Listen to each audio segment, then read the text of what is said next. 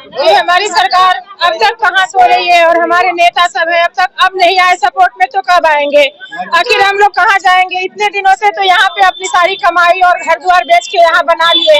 अब हम लोग की दिवाली भी ऐसी तैसी हो गई। दिवाली तो हम लोग मनाए ही नहीं और छठ पूजा के पहले ही हम लोग को सूचित किया जा रहा है कि लाइट नहीं रहेगी, पानी नहीं रहेगी।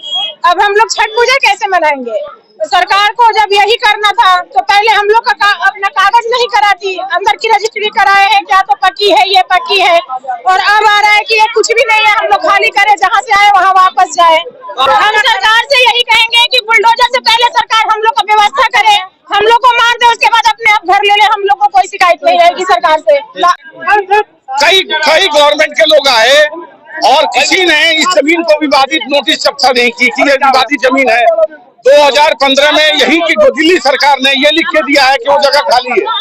ये अकाउंटेबिलिटी है गवर्नमेंट की। इस कॉलोनी में आप रह रहे हैं, कौन सी कॉलोनी? ये जड़ौदा के संगम विहार जड़ौदा के कम से कम 5 लाख घर हैं और इन घरों में 50 साल पहले से लोग रह रहे हैं, 4 पुश्ते रह रहे हैं।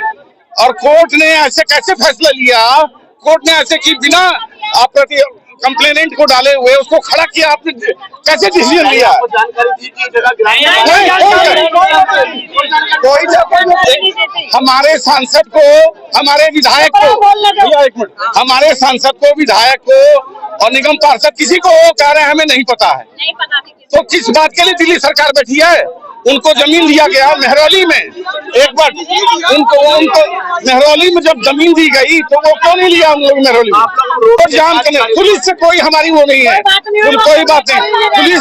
पुलिस कहीं से जिम्मेदार नहीं है, जिम्मेदार है दिल्ली सरकार, जिसने 2015 में ये लिख के दिया है कि वो जगह खाली पड़ी है।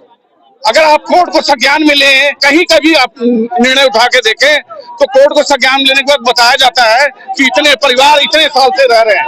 कोर्ट का भी कहना है कि पिछले 30 सालों से रह रहे हैं और अभी हमें कुछ दिन पहले एक नोटिस मिला है कि ये जगह हमें यहाँ से खाली करनी है। और देखा जाए अगर यहाँ कोई ऐसी बात थी पहले यहाँ नोटिस क्यों नहीं लगाए गए, या यहाँ पे कोई ये जगह किसी और की है, तो अगर किसी और की थी ये जगह तो यहाँ पे वो आदमी क्यों नहीं आया इतने सालों से।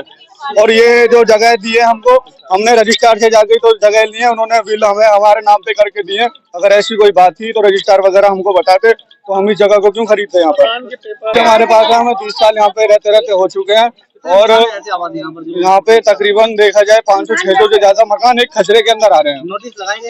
नोटिस लगाए गए हैं। अभी 2-3 दिन पहले ही एक नोटिस जारी हुआ है, उसमें बताया गया है कि हमें 19 तारीख को जो है खाली करना है, 20 तारीख को वो डेमोलेशन स्टार्ट कर देंगे। दरअसल मसला ये है कि संगम विहार में हमारी कॉलोनी है, ठीक है ना, और लोगों को पता ही नहीं है। यहाँ पर जो है ना नोटिस आ गई है और लोगों को यही नहीं पता किस तरह के कारण नोटिस आए हैं। इनको कभी कोई नोटिस नहीं दिया गया है यहाँ पे संगम विहार वालों को, और अचानक नोटिस दे दिया कि तोड़ने के लिए डेमोलेशन 19 तारीख को, ठीक है। इसलिए इनका भारी रोष है जनता का यहाँ पे, और ये लोग चाह रहे हैं कि हमें यहाँ पे मौके पे आगे बताया जाए। नोटिस लगा है, ये कार्रवाई लगभग 20-25 दिन पहले से शुरू हुआ था। लास्ट टाइम अभी परसों नरसों एक नोटिस आया है कि आप 19 तारीख तक खाली कर दीजिए और डेमोलेशन कर दिया जाएगा। इसमें कई सवाल उठता है। सबसे पहले तो ये सरकार की इसमें विफलता है और बहुत बड़ी विफलता है कि इतनी बड़ी आबादी बस गई, सरकार को पता नहीं चला कि हमारी सरकारी जमीन है या किसी को मुआवजे के रूप में दिया गया है, उस पर ये इतने मकान बन रहे हैं। दूसरी बात, किसान के पास सारा कागज है। अगर कोर्ट द्वारा ये निर्णय लिया गया है कि ये इतने लोगों को हम डेमोलेशन कर देंगे तो डिमोलेशन कर दे, हमें कोई एतराज नहीं है, लेकिन हम घर से निकलेंगे नहीं। हम उसी घर में दफन हो जाएंगे, उसी घर में बुलडोजर हमारे ऊपर भी चढ़ा दिया जाए, वो मंजूर है। क्योंकि पूरी जिंदगी की देखिए, यहाँ पर 1-2 आबादी नहीं है, लगभग 800-1000 घर है, मकान है, और हर मकान में 6-8 परिवार है ही। एक परिवार में 6 से 8 लोग रहते हैं, यानी कि कुल मिला के लगभग 5000-6000 पब्लिक को जान से मार दी है सरकार। ये हाई कोर्ट का ऑर्डर है। हाई कोर्ट के जज से भी अपील करता हूँ कि ये 5-6 करोड़ लोगों को, 5-6 हजार लोगों को बुलडोजर से कुचल दे। क्योंकि हमने अपनी जिंदगी भर की गाढ़ी कमाई यहाँ लगा रखा है, अपने बच्चों के लिए एक छत बनाया है। अगर ये भारत का कानून कहता है कि बच्चों का छत छीन लिया जाए, तो उससे बेहतर है कि हमारा उद्देश्य यही रहेगा कि हमारी जिंदगी छीन लिया जाए। मैं यहाँ 30 साल से रह रही हूँ। उसके बाद में यदि इनको यही काम करनी थी तो बोर्ड क्यों नहीं लगाए, नोटिस क्यों नहीं दिए कि प्लॉट मत खरीदो। ये मतलब दूसरे इस पर नीरज नाम के आदमी का केस चल रहा है कोर्ट में, तो हम लोग अपना नहीं लेते, अपना जैसे मर्जी गांव से बेचकर चाहे पेट काट कर जो इच्छा हुआ, जैसे अपना एक आशियाना बनाए। आशियाना बनाने के बाद आज हमें अचानक सही सुनने में आ रहा है अरे ये जगह तो खाली कर दो नहीं तो तोड़ दिया जाएगा। तो हम लोग ने अपना ये सोचा कि ये जगह तो हम लोग खरीदे हुए हैं, जब ऐसी बात थी तो कोर्ट में कागज क्यों बनाए, सरकार हमें वोटर लिस्ट क्यों बनाए, सरकार हमें बिजली क्यों लगाए, सरकार हमें एक आधार कार्ड क्यों बनाए। आप लोग क्या करेंगे? अब हम लोग ये करेंगे, जो जब घर ही नहीं रहा, जब हमारे बच्चे नहीं सुकून रहेगा, जब हम ही नहीं सुकून रहेंगे तो जीने के कोई अधिकार नहीं है।